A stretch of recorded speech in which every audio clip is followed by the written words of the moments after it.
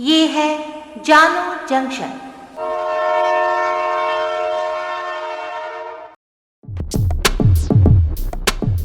नमस्कार, आज है 1 फरवरी 2022। मैं हूं पूजा वर्मा और आप सुन रहे हैं जानो जंक्शन पर Hindi news podcast news rail.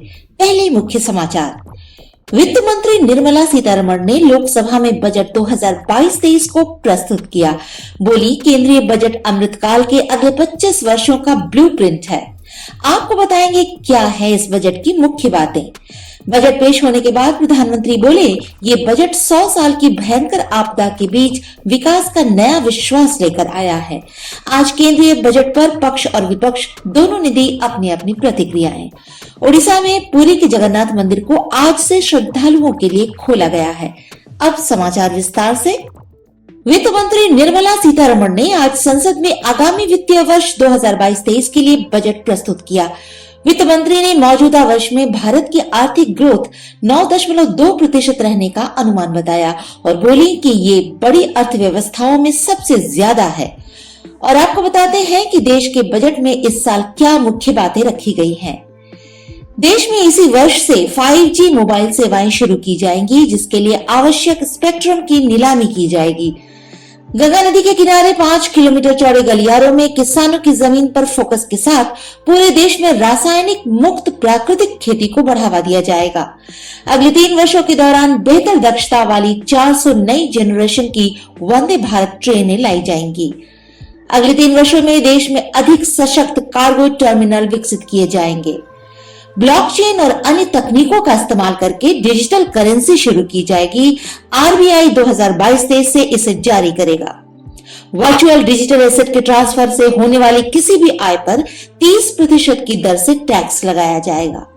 Income tax slab में कोई बदलाव नहीं किया गया है। इस संबंध में सवाल किए जाने पर वित्त मंत्री ने कहा कि हमने टैक्स नहीं बढ़ाया, एक भी पैसा अतिरिक्त टैक्स के द्वारा कमाने की कोशिश नहीं की।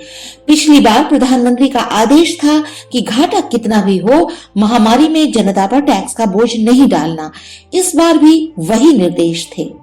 कोऑपरेटिव सरचार्ज 12% से घटाकर 7% किया जाएगा।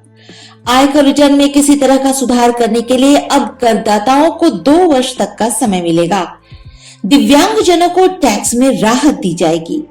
वर्ष 2022-23 में ग्रामीण और शहरी क्षेत्रों में पीएम आवास योजना के तहत 80 लाख घरों के निर्माण को पूरा करने के लिए 48,000 करोड़ रुपए आवंटित किए गए हैं। सरकार ने लाभ प्रदान करने के लिए महिला और बाल विकास मंत्रालय की मिशन शक्ति, मिशन वात्सल्य, सक्षम आंगनवाड़ी और पोषण 2.0 जैसी योजनाओं को व्यापक रूप से नया रूप दिया है। नागरिकों की सुविधा बढ़ाने के लिए 2022-23 में चिप वाला ई पासपोर्ट जारी किया जाएगा। मोबाइल फोन, चार्जर, कपड़े, जूते होंगे सस्ते। देश में खोले जाएंगे डिजिटल विश्वविद्यालय। बजट में पीएम ई विद्या के 1 क्लास 1 टीवी चैनल कार्यक्रम के तहत टीवी चैनलों को 12 से बढ़ाकर 200 किया जाएगा।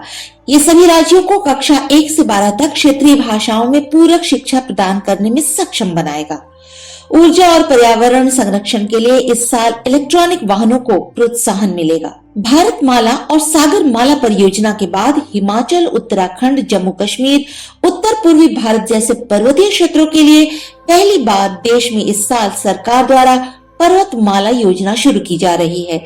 ये योजना पहाड़ों पर ट्रांसपोर्टेशन की आधुनिक व्यवस्था का निर्माण करेगी। प्रधानमंत्री मोदी ने कहा कि ये बजट 100 साल की भयंकर आपदा के बीच विकास का नया विश्वास लेकर आया है।